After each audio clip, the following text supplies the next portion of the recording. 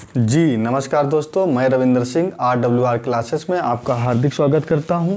जैसा कि आपने थंबनेल में देख लिया था कि पेपर लीक के मामले में हम डिस्कस करने वाले हैं कि भर्ती बोर्ड ने एक पेपर लीक के मामले में बोर्ड का गठन कर दिया है। वो बोर्ड इसकी जांच करेगा। तो कुछ पॉइंटों पर हम चर्चा करेंगे, देख लेते हैं कौन कौन से पॉइंट हमारे रहेंगे। तो पेपर लीक मामला क्या था? पेपर लीक मामला ये शायद सभी को पता है। दूसरा पॉइंट रहेगा भर्ती बोर्ड ने समिति गठित की। तो भर्ती बोर्ड ने हाँ जी समिति गठित कर दी गई है, फैसला बच्चों के पक्ष में। तो फैसला बच्चों के पक्ष में रहेगा। दूसरा, झुका भर्ती बोर्ड, क्या बच्चों के आगे भर्ती बोर्ड झुक गया? री एग्ज़ाम कब तक और जांच का निर्णय अंतिम होगा। तो इन पॉइंटों में हम चर्चा करेंगे। इन पॉइंटों में चर्चा करने से पहले हम आप लोगों की गुजारिश करेंगे ये चैनल हमारा सब्सक्राइब कर लीजिए, जिससे कि आपको ऐसे वीडियो मिलते रहें। इस चैनल पर हम यूपी पेट और SSC GD की जो नेक्स्ट बैच आ रहा, नेक्स्ट वैकेंसी आ रही है, उसकी हम फ्री में इस पर बैच लॉन्च करने वाले हैं। उसमें आपको फ्री में आप तैयारी कर सकते हैं। दूसरा, कुमार गौरव सर के जो क्लासेस आते हैं सुबह तिरंगा 2.0 के बैच को हम फ्री में PDF नोट से आपको पढ़ाते हैं। दूसरी चीज़, जो करंट अफेयर क्लासेस हैं उसको फर्स्ट डिवीज़न हम सुबह सुबह आपको कराते हैं। चलो इसके बारे में हम डिस्कस करते हैं।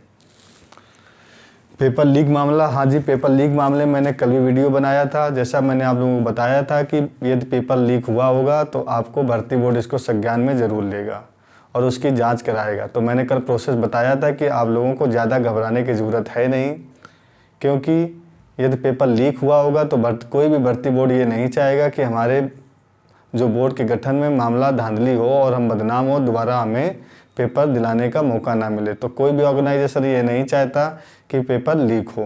बट पेपर लीक हो गया है तो इसके भर्ती बोर्ड ने संज्ञान लिया है, जो भी कंपनी है, और उन्होंने क्या किया, इसका एक पेपर समिति जांच के लिए गठित कर दी है। तो हाँ जी बोर्ड ने समिति गठित कर दी है। इसकी हाल ही में अभी खबर आई है, जैसे न्यूज़ में खबर आया, न्यूज़ चैनलों में दिखाया जा रहा है, वैसे मैंने ये वीडियो बना दिया कि बच्चों तक ये बात पहुंच जाए। तो बच्चों की इसमें जीत हुई है। तो बच्चों की पहले ही उसमें एक दिन में ही 24 घंटों में ही बच्चों ने एक मुद्दा तो जीत लिया है कि हाँ भर्ती बोर्ड ये मान गया है कहीं ना कहीं धांधली हुई है, कहीं ना कहीं पेपर लीक हुआ है, इसलिए उन्होंने जल्दी से जल्दी पेपर लीक का मामला उठाकर और ये जो जांच समिति गठित की गई है। यदि ऐसा कुछ ना हुआ होता तो भर्ती बोर्ड इसमें जांच कमेटी गठित ना करता। तो ये तो क्लियर हो गया है कि जो पेपर हुआ है वो लीक हुआ है। दूसरा स्टेप क्या है, यदि पेपर लीक हुआ है तो क्या बच्चों के फैसला बच्चों के पक्ष में? हाँ जी भर्ती बोर्ड ने यदि ये गठित किया है बोर्ड तो फैसला ज़रूर बच्चों के पक्ष में आएगा, क्योंकि बच्चों के द्वारा ही इतना आंदोलन चलाने के बाद भी, यूट्यूब में, फेसबुक और ट्विटर वगैरह में आंदोलन चलाने के बाद भी, तभी ये फैसला भर्ती बोर्ड ने लिया है कि जल्द से जल्द मामला और ज़्यादा ना बढ़े, क्योंकि इसकी जांच करा ली जाए। कि मामला ज़्यादा बढ़ता जाएगा तो मामला कोर्ट में जाएगा, फिर जो बोर्ड वो एक्चुअली वो होता है उस पर बैन लग जाता है कि अब आप ये भर्ती नहीं कराओगे। तो कोई भी ऑर्गेनाइजेशन होगा वो अपने ऊपर बैन नहीं लगने देगा, वो क्लीन चिट चाहेगा और उसको नेक्स्ट भर्ती कराने का मौका मिले। ठीक है।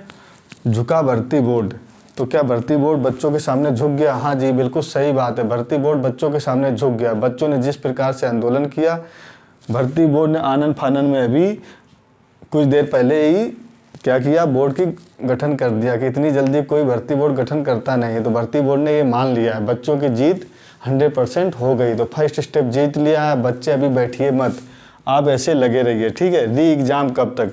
जी भर्ती बोर्ड का ये ज़रूरी नहीं कि री एग्ज़ाम बहुत जल्दी करा लिया जाएगा, क्योंकि भर्ती बोर्ड अभी क्या करेगा, इसकी जाँच करेगा। जाँच करने में टाइम लगता है कि कौन सा पेपर कहाँ आउट हुआ है, और आउट होने के बाद क्या है कि इसका कई प्रोसेस होता है। उस प्रोसेस के हम बता दिया है। मान लीजिए इसमें 8 मेंबर होंगे, 8 मेंबर इसमें भर्ती की जांच करेंगे, तो अलग अलग मेंबर की अलग अलग रिपोर्ट आएगी। मान लीजिए 20 जगहों पर पेपर आउट हुआ है, तो 20 जगहों में जहाँ से आउट हुआ उसकी जाँच करेगा।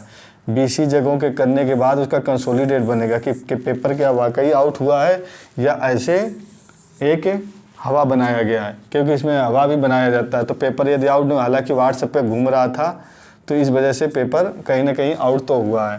तो जांच होने के बाद एक फिर बोर्ड बैठेगा, बोर्ड इसकी डिसाइड करेगा कितना मामला किस शिफ्ट में पेपर आउट हुआ, उस शिफ्ट में किस प्रकार से आउट हुआ है। फिर उनके क्या हुई, कार्रवाई होगी, उनके ऊपर क्या की जाएगी, कार्रवाई की जाएगी। कार्रवाई में उनको क्या किया, कार्रवाई होने के बाद तब ये मामला जाएगा कोर्ट में या सरकार के पक्ष में, जा सरकार की सहमति के बाद री एग्ज़ाम कराया जाएगा। तो री एग्ज़ाम कराने की इतना जल्दी तो मुश्किल। तो री एग्ज़ाम की डेट ये मान के चलिए, अभी आपका मार्च चल रहा है, ठीक है, मार्च फरवरी चल रहा है, फरवरी के बाद मार्च में आपके ये जो गठित, फिर आपके क्या मई में इलेक्शन लगे हैं, तो जून जुलाई अगस्त 2-3 महीने कुछ काम होना नहीं है। तो ये मान के चलिए कि आपका जो री एग्ज़ाम होगा, री एग्ज़ाम अक्टूबर नवंबर तक मान लीजिए, इससे पहले आपका री एग्ज़ाम होने वाला है नहीं, ठीक है।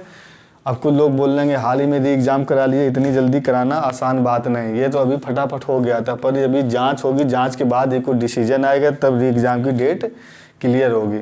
आपने यूपी वीडियो का देखा होगा, 3 साल लग गए यूपी वीडियो का री एग्ज़ाम कराने में, अभी तक 6 महीने का साल होने वाला है, 8 महीने हो गए, अभी तक रिजल्ट की कोई परवाह नहीं है। जबकि वो 2000 की वैकेंसी थी, ये 60,000 की वैकेंसी, उसमें मात्र 12-13 लाख फॉर्म थे, जबकि 9 लाख उन्होंने पिछली बार उन्होंने दिए थे पेपर, और इसमें दिए थे 5 लाख ने, अभी तक रिजल्ट नहीं आया। तो इतना जल्दी इसमें 48 लाख बच्चे, इतना जल्दी कराना आसान है नहीं री एग्ज़ाम। तो करीब अक्टूबर नवंबर से पहले री एग्ज़ाम होने वाला नहीं। जो तैयारी जिनकी कमज़ोर थी उनको तैयारी करने का मौका अवश्य मिलेगा, ठीक है।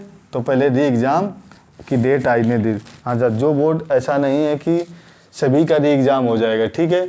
अब ये बोर्ड डिसाइड करेगा कि एग्ज़ाम पेपर किस शिफ्ट में, 4 शिफ्टों में पेपर हुआ है, 1, 2, 3, 4, तो कौन शिफ्ट पेपर आउट हुआ। तो हालांकि 4 नंबर शिफ्ट का सबसे ज़्यादा पेपर आउट का सामने मामला आया, तो हो सकता है इसी का केवल पेपर कराए, इनका ना कराए, या 2 का करा दे जिसमें पेपर सामने आया। तो ये मत सोचिए सारों का पेपर री एग्ज़ाम में होगा। हो सकता है एक शिफ्ट का हो जाए, मामला कम सामने आए, हो सकता है सभी का रद्द होगा तो मामला थोड़ा डिले होगा। तो सभी लोग दोबारा से पढ़ाई में लग जाइए, और ये जो ट्विटर में है ज़्यादा टाइम वेस्टेज मत करिएगा, जो ट्विटर वगैरह में है ये आप लगे रहिएगा, ठीक है। इतना ज़्यादा नहीं कि पूरा उसी में लग जाना, बाई चांस री एग्ज़ाम हो गया तो फिर आप पढ़ाई कब करोगे, ठीक है। तो देना है समय, कुछ इधर भी देना है, कुछ पढ़ाई में भी समय देना है, ठीक है। तो इस पर आप लगे रहिएगा। जाँच का निर्णय अंतिम होगा, जो जांच समिति आएगी उसी का निर्णय अंतिम माना जाएगा। हाँ, इसमें गवर्नमेंट भी प्रेशर डालेगी भर्ती बोर्ड पर कि कहीं ना कहीं फैसला बच्चों के पक्ष में आए, कि गवर्नमेंट अपना ये नहीं कराना चाहिए कि हमारे काल में ऐसी भर्ती हुई और ऐसा दंगा उपद्रव हुआ कि बच्चों के पक्ष में फैसला ना आए। इसलिए फैसला बच्चों के पक्ष में आएगा। बच्चे चाह रहे हैं कि री एग्ज़ाम होना चाहिए, पेपर लीक हुआ है तो री एग्ज़ाम अवश्य होगा। यदि वीडियो आपको ये अच्छा लगा हो तो इसको लाइक और शेयर करना ना भूलें। Okay, thank you.